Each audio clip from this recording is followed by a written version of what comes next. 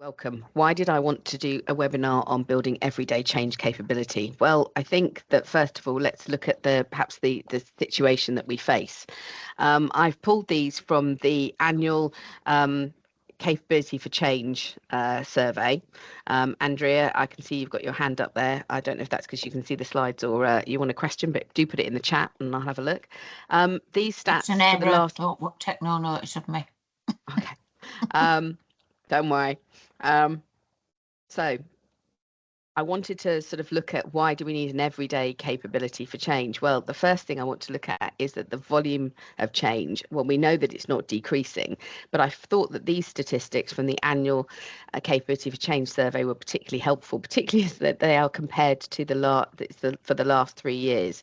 If you're interested in this survey, by the way, we will be sending out to our database an invitation to complete it in a couple of months. So we will be gathering data for 2025. But there's a few things in here that really sort of catch my attention, that perhaps skills for change management are known and respected. No, they're not. And in fact, that worst of all, it's going down from half to a third of organisations are saying that change management skills are known and respected, and that we develop our skills in our change management skills in people is going up a little bit, but it's still around the halfway mark, which is not great. People have time to adopt new ways of working is the one that should worry us, I think, in that there's so much change going on that people are really struggling. So we're going to have to simplify things. We're going to have to make it acceptable for all.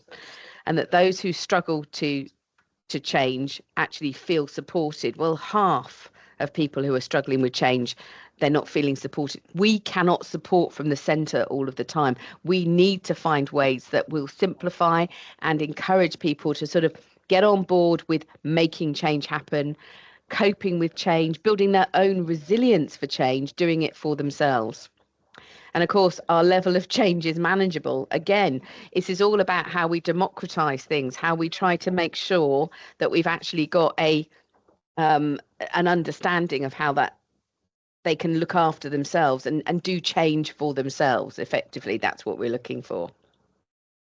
So I thought I'd frame the problem before trying to come up with a solution. I think there's something else that I've said on a few webinars, but I want to pull into this one, which is about what does successful change really mean?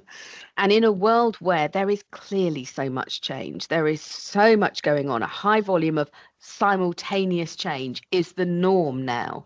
It's not something that's just unexpectedly high. We know that we're being pulled all the time in different directions. Clearly, with a successful change, we want the achievement of the benefits. We want to get to the new ways of working. We want to improve the revenue, reduce the costs, improve reputation. There's all the things that are in the business case. That doesn't change. We still need that. But I think most importantly, if you've got lots of change happening, we also have to put as a second and just as valid objective for any change experience that the experience itself is brilliant, that people during the change feel that they are respected, that they are listened to, that they have a part to play in it. Why is that so important? Well, if we give people a fantastic experience of the change, we're building an optimism around change. And because there's so much change happening, we want people to feel optimistic as they greet the next change with, oh, okay, we can give this a go, rather than this will fail. If we're giving people a good experience, we're treating them with respect, we're investing in their skills about how they do change.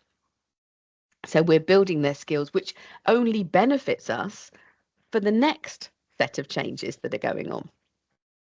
And therefore the confidence and that willingness to, if you're confident, you're more likely to get involved in something. If you're confident, you're more likely to get empowered. And therefore, all of that is building effectively a capacity for change in the organisation. We're going to get motivated team members and an ability to manage change. So having a positive experience where everybody impacted by change feels like this is something they could get behind, that they could cope with, that it wasn't killing them at work. this can only be a good thing for all the other changes that are coming. But of course, what you can do is look on the flip side and go, well, actually, a failed change would be that the experience is so bad that we've built organizational cynicism and distrust. When there's a lot of change happening, that becomes the real problem, because what does that do for your capacity? You've inbuilt resistance, and you've inbuilt a focus on how do we keep things the same? How do we deny the change? How do we ignore the change? How do we put our heads in the sand and hope that our organisation has got so many ideas that it will forget about this one and will roll on to the next one? So if people are having a poor experience, then they will ignore the next change. That means that changes will go slower because we as change professionals will have to do lots more convincing, lots more repetition of our communications. So we're saying things all multiple times, trying to get people's attention, but actually they're focused on ignoring us. That means there's less progress, which means, of course, with less progress, there's less motivation, which, of course, feeds into that poorer experience of change. So what I'm trying to say here today is that we obviously need a capability for change that is wider than any small group of change professionals in an organisation. Professor John Cotter has been talking about the need over the last few years for a volunteer army. And this is a consultant and a Harvard business professor whose original model in the 90s was all about you must establish a guiding coalition for change. He was talking about having a small group of senior leaders who were going to drive the change forward. But he now recognises that actually in a world where there is so much change, some of which is top down, absolutely, but others, it's actually bottom up, and something that we've actually got to think we need far more people, because there's lots of continuous improvement, there's lots of top down. We need to think about how we build that army. I want to give us a very simple insight maybe into how we do that today. And taking from the Neuroscience for Change at Work book that I wrote over the last couple of years, and the course that I've been running also over the last couple of years, is that what I'm really excited about is that it doesn't matter how many changes you're involved in. It doesn't matter what your role is at work, what level of managerial seniority or responsibility you have. Everybody has something in common. We all have a brain. And in fact, there are some absolute triggers within the brain that can lead to either resistance to the change or a commitment to the change. And we want to look at what those visceral responses are, because we can't stop our brains behaving in that way. It's so hardwired in the brain. If we start to pull out what some of those key triggers are, we can use those as a set of success criteria for having a fantastic experience of change, or something that people run away from and absolutely want to avoid. And I'm going to call out 4 of these core responses. The first is that as a human being, we do not like to waste our energy. Our brains protect us by making sure that we don't spend energy on things that actually are not worthwhile. Energy conservation in the brain is absolutely critical, because the brain is a very power hungry part of our existence. It takes 20% of any oxygen that we bring in, and it takes about 60% of the glucose that's circulating around our system at any point. So I've just had a sandwich, I've just had lunch, and actually my brain right now is obviously firing up.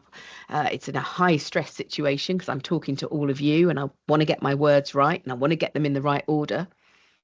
So my brain is using a huge amount of energy. Brains recognize that and try to ensure that actually that energy is put to the best use possible. And therefore, our brains are demanding a confidence in the change, a belief that actually this is a worthwhile, beneficial, valuable undertaking. The inbuilt resistance, if at any point people feel that this pointless. Oh, we don't stand a chance of getting this right. We've got no track record of doing this. Or no, our customers don't want this. I don't think this is in part of industry standards, or I don't think this is how things should work. So if at any point our brains are going, don't get involved in that. If our brains don't have the confidence, if we've evaluated the change and think it's not for us, then effectively our brains will take us out of that situation, will protect us by taking us away from that situation. We will go into that denial. I'm not turning up to workshops. I'm not turning up to meetings. I'm not changing how I do things. So we can really trigger the brain with a very poor experience if we're not aware of these factors. But obviously, similarly, we can trigger the brain with very positive experiences if we are thinking about it. And this is what excites me, because everybody has really the same core drivers in the brain. So here we've got 4 very simple quality criteria against which we can check how we're treating people during change. But also, and this is the key thing from this webinar, is that this is something that you can clearly explain to anybody. You don't need all the theories and models of change. You don't need to do the systems and design thinking. You don't need to do the Kubler-Ross grief curve or the William Bridges endings, neutral zone, new beginnings. These are all fantastic things and they are great tools, and I love our profession. And I love the fact that we've got all of these models and things that we can apply. But my job is to actually make change accessible for all and to empower everybody who's affected to lead themselves through change.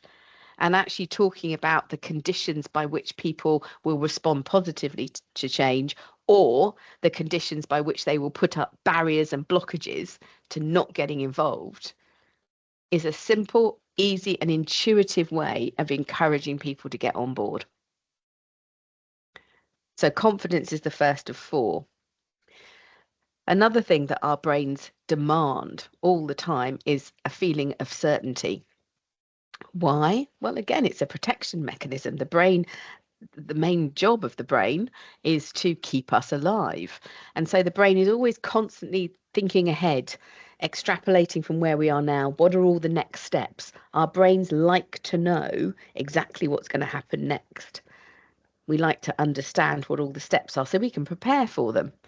And our brains react incredibly badly if there's any mismatch between the assumptions that we've made, our expectations, and then what actually happens to us.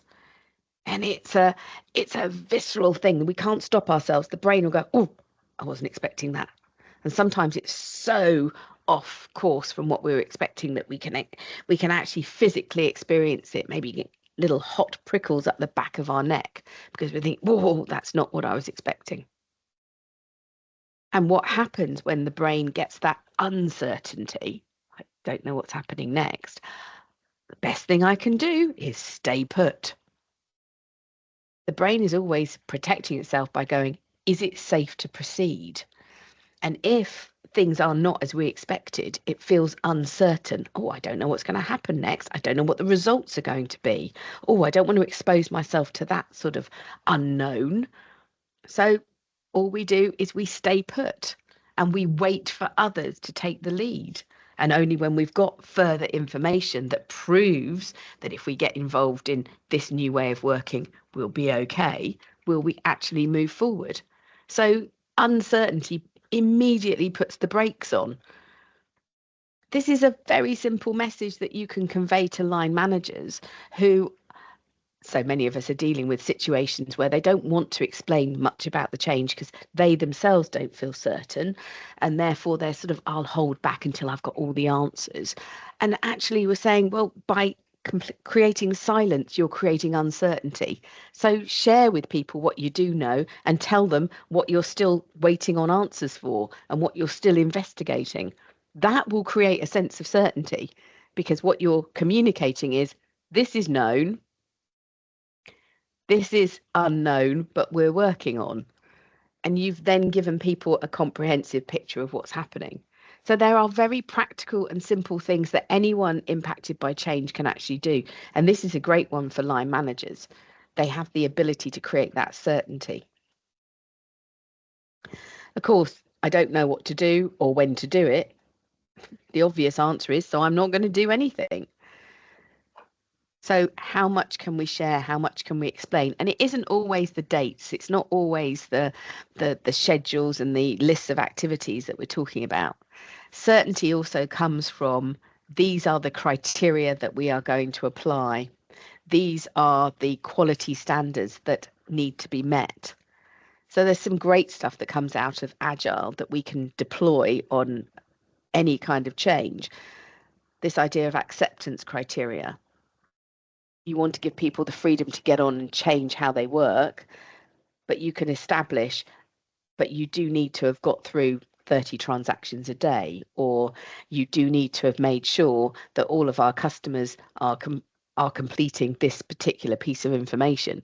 You can set what good looks like for any task, and then you can give people that certainty that we do know what's expected, we have got these standards, this is what we're working to, so please change your ways of working to get to there. So certainty doesn't always have to be about certainty of activities and timings. It can also be about the quality that we're looking for, the standards, the policies that we're coming up with. How things fit together is also another part of certainty.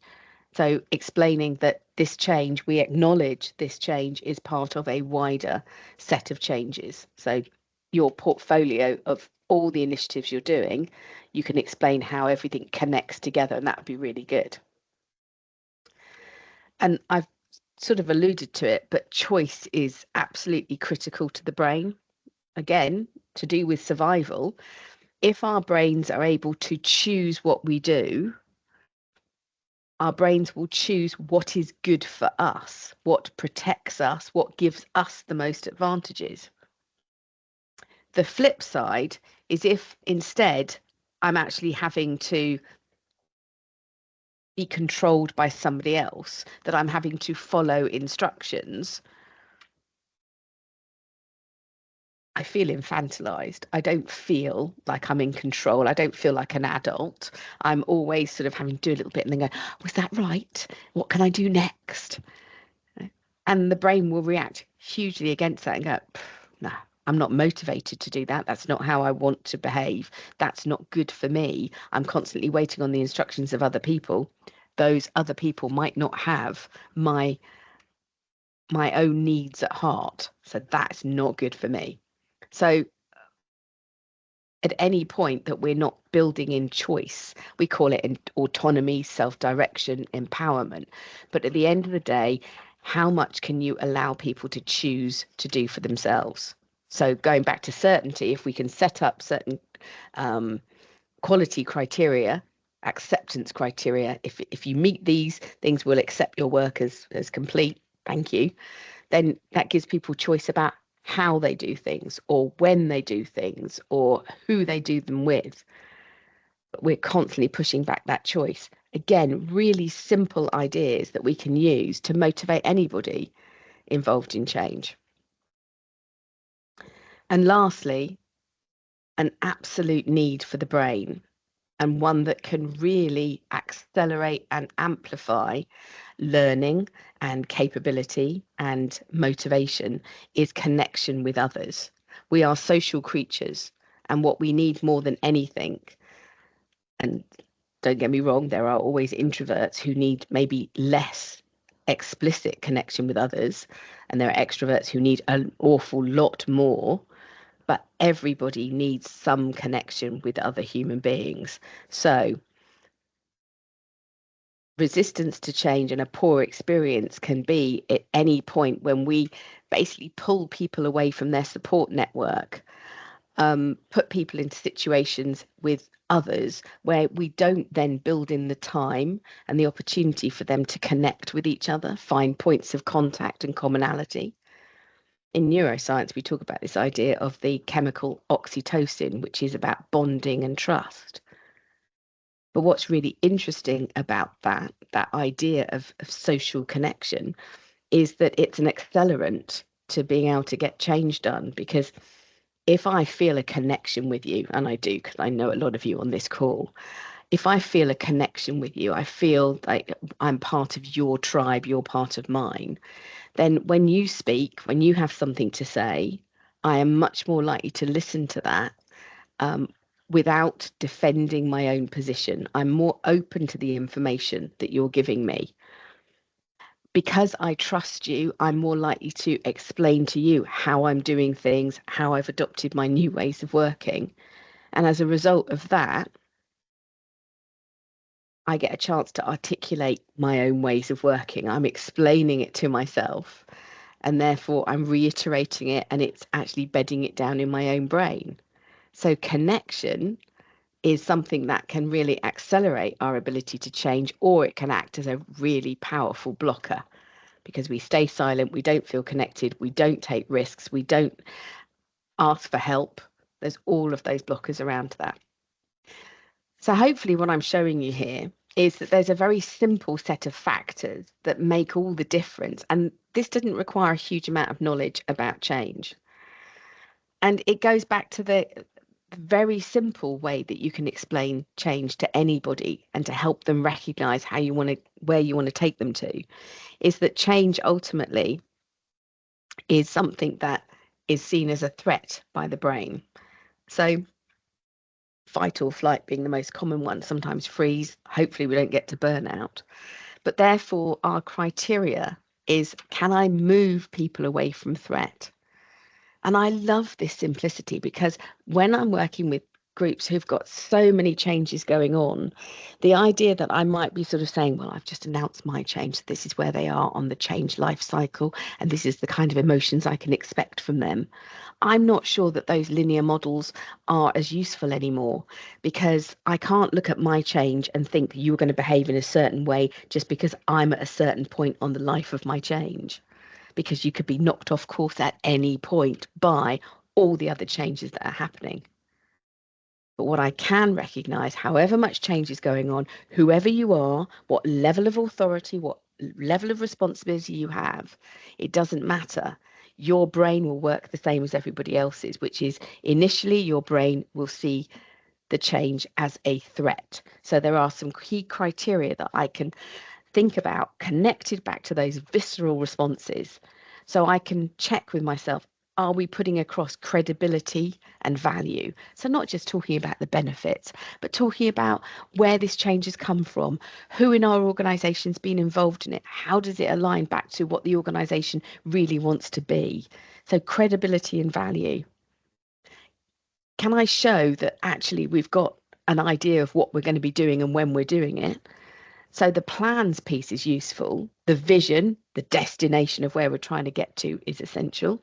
But strategies can be really important as well. My approach, strategy is just a word for how on earth am I going to do this? And actually having a change strategy. And maybe we have a reward strategy, a resilience strategy, an engagement strategy. Have what you like, but we can tell people with certainty, this is how you're going to be treated. These are the things we're going to be doing, and giving people some choice.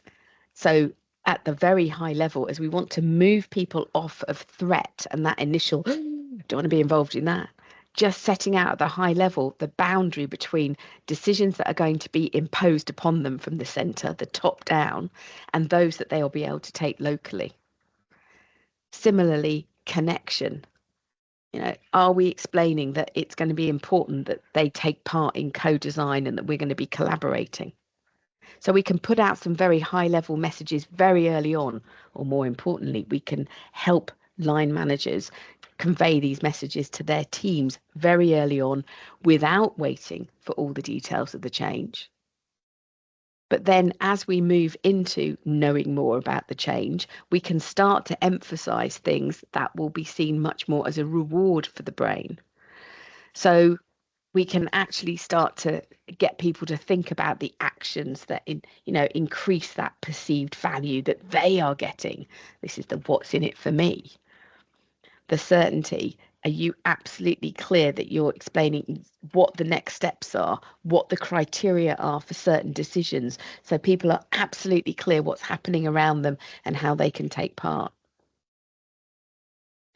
Are you providing people with biggest possible range of ways they can get involved, because that choice piece, people can choose things if they see something, if they recognize something that they go, I like doing that, or I'm good at that.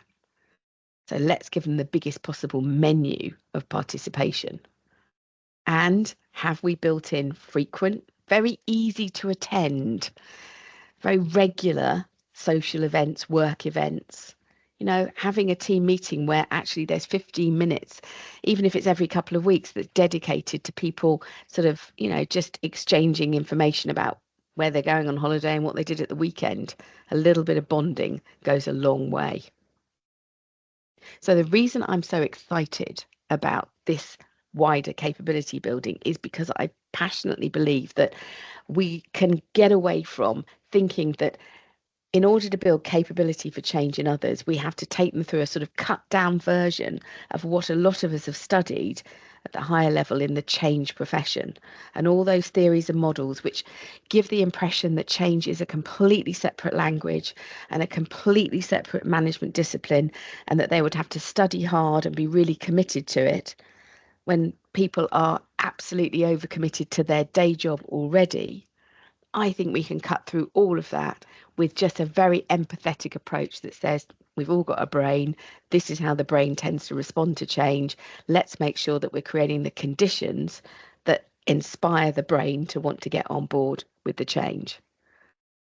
And for that reason, when I was thinking about next steps, because I always like to try and give you what can you do about it, I couldn't get away from the fact that it is actually the neuroscience for change course that is the critical thing.